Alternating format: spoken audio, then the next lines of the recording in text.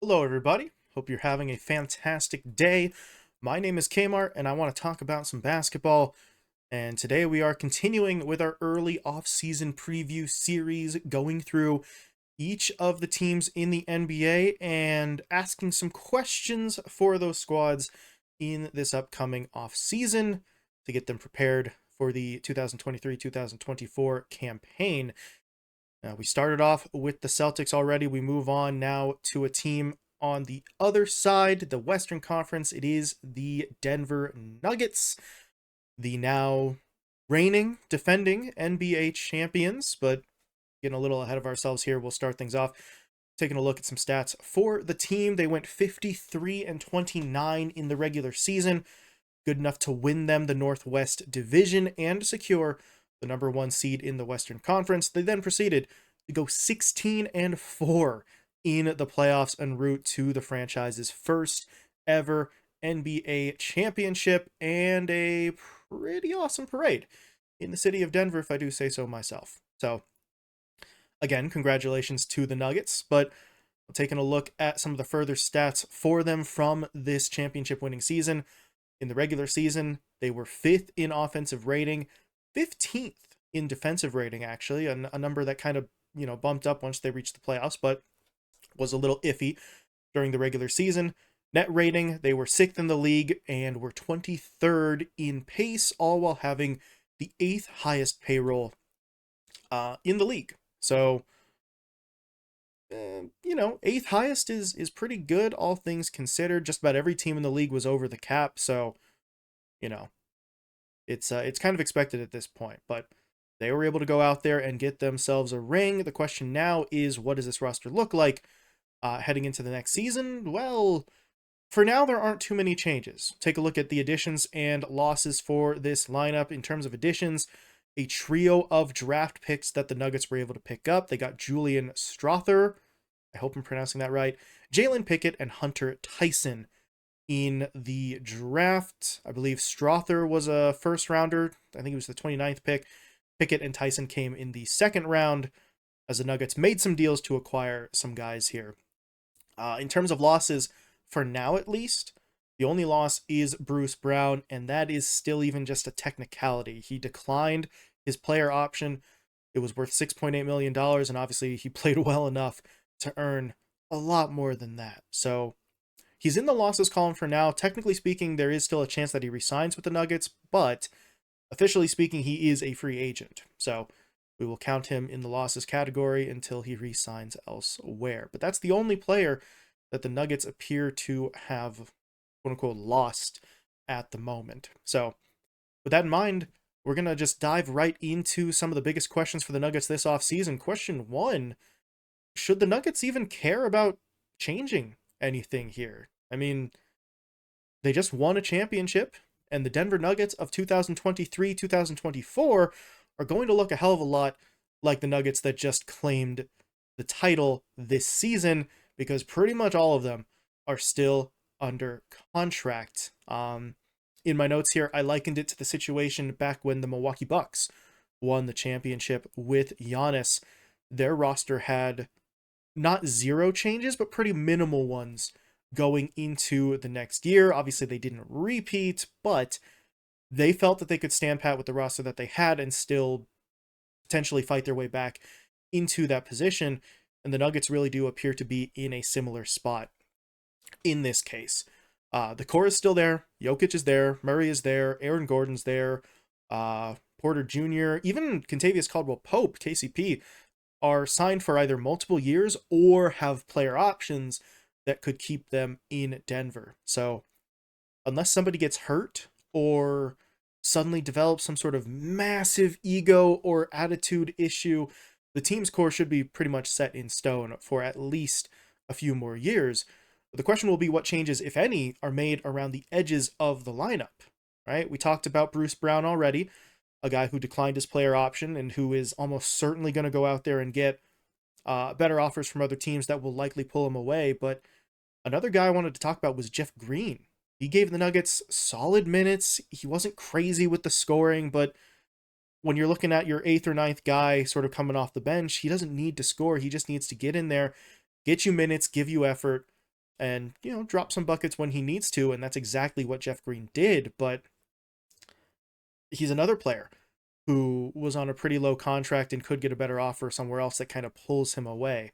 So little bits and pieces at the edges of the Nuggets lineup here that could sort of fray and be taken out. And that is definitely something that the Nuggets are aware of. It's part of the reason why they made some moves in last night's draft, just to give away when I'm recording this video. They did not originally have any first round picks. They had one second rounder, and that was going to be it. But they were able to trade their way into the late first round and then get an additional second rounder. So they've got 3 young guys now with the team who probably won't play any sort of massive roles here, right? But that's not the point. You've got a young guy who you can develop during the regular season. And then if you get to the playoffs again, which I say if, they almost certainly will get to the playoffs again next season, then you can see if those guys could give you some minutes. If they could take the spot of a Bruce Brown or a Jeff Green and hold their own just for a little while. If you have a backup who could get Jokic an extra 2 or 3 minutes of rest, that's already really going to be worth the draft pick in terms of their short-term outlook. So either way, these are really the absolute minimal concerns for the Nuggets, right? I did mention these are sort of plays at the absolute fringes of their roster.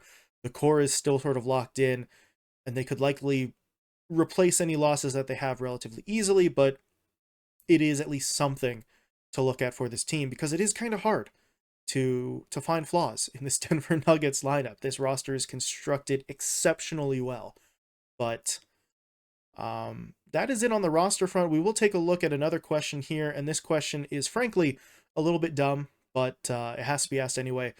Question 2 is, should we care at all in the slightest about Nikola Jokic's quote-unquote motivation, right, for the game of basketball? I'll give it away right now. The short answer is no, absolutely not. This question is frankly ridiculous and honestly insulting.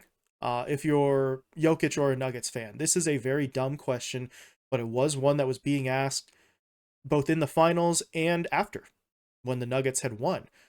But honestly, I don't have too many things to nitpick the Nuggets about, as I mentioned previously, so we're just going to roll with this one, because there's not much else to talk about. Some people in some corners of the NBA space are talking about Jokic and his motivation towards playing basketball because, they win the championship, and he initially said, he would have preferred not to go to the parade. He wants to go home. He wants to see his family. He wants to see his horses. He wants to hang out with his friends, etc., etc.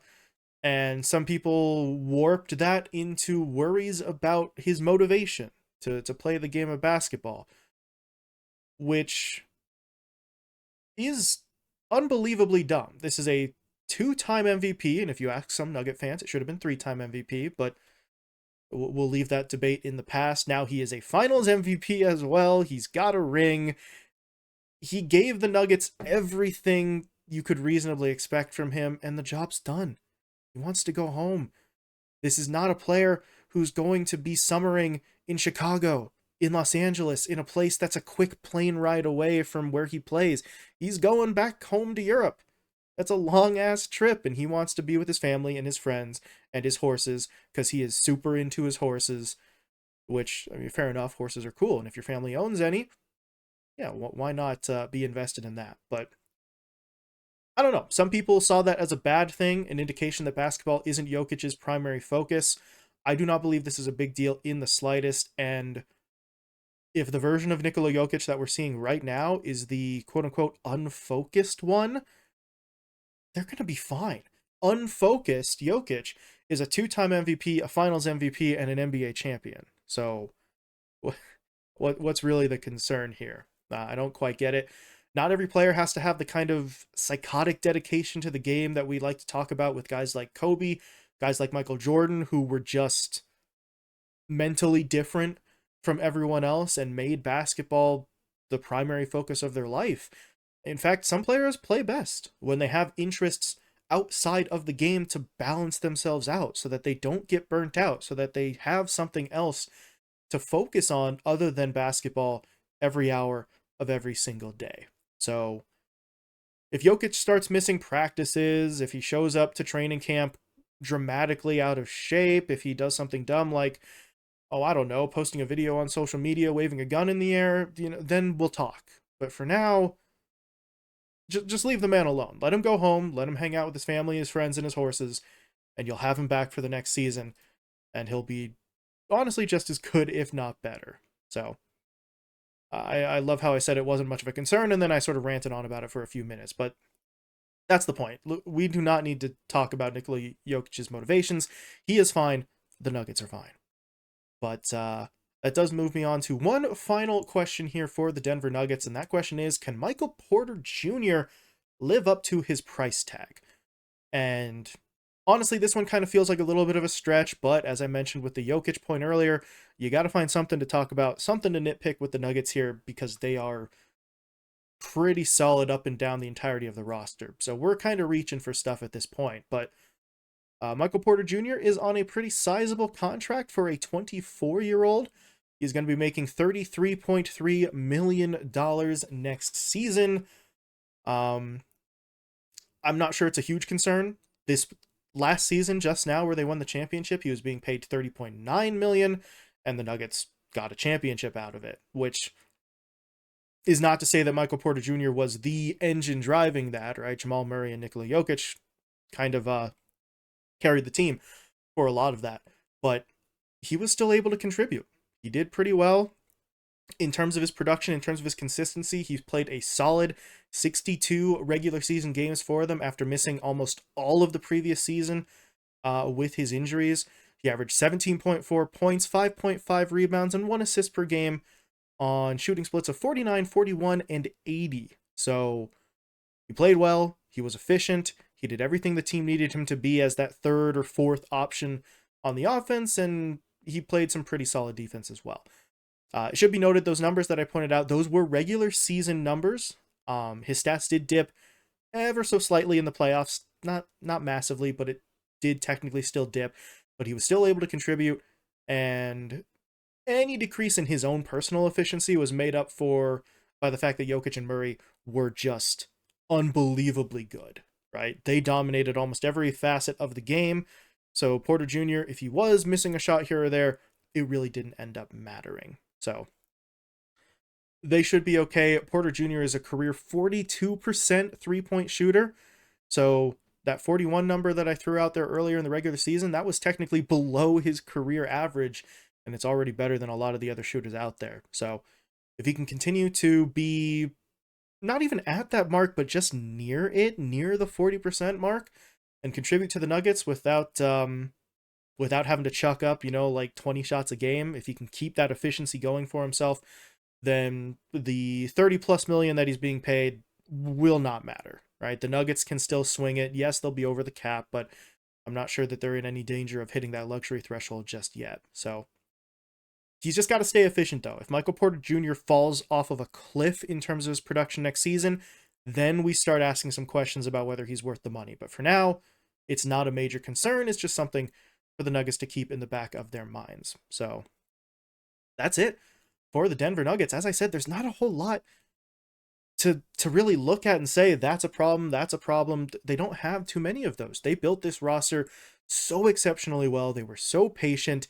They ran into so many roadblocks in the playoffs, losing multiple times. Every time they did, though, they sort of told themselves, hey, Porter Jr. is injured this time. Jamal Murray's injured this time. We are going to be there if we can stay healthy. And that persistence and that patience pays off for them massively. Murray and Porter Jr. are both healthy. They play mostly complete seasons. I know Porter Jr. did still miss 20 games, but he played most of the season. He was there for the playoff run, and the Nuggets are rewarded with their first ever NBA title. So don't rock the boat. Keep it the same. Most of the lineup is still signed. Nikola Jokic is going to be back next season, and you don't have to worry about him being distracted or whatever nonsense the media were running with for a couple of days there. And Michael Porter Jr. is hopefully going to continue to produce at the level that he was in this last season. So if all that goes well, the Nuggets should have a path back to maybe not the finals directly, right? There's still going to be teams in their way, but they should certainly make the playoffs. They're going to be in line to win their division again, and once they reach the playoffs, they now know for sure that they have a roster built to succeed in the postseason. So all is well for the Nuggets and the Denver fans. We'll just have to see how things look a couple months from now when the season gets underway. But other than that, let me know what you think about the Nuggets. Are there any other concerns? Anything that I missed here? I really had to try hard to find the points that I did because the Nuggets just look so damn good right now. But if you've got something that you are worried about, please feel free to let me know and we can certainly look into it. Otherwise, thank you all so much for watching, and I will talk to you later.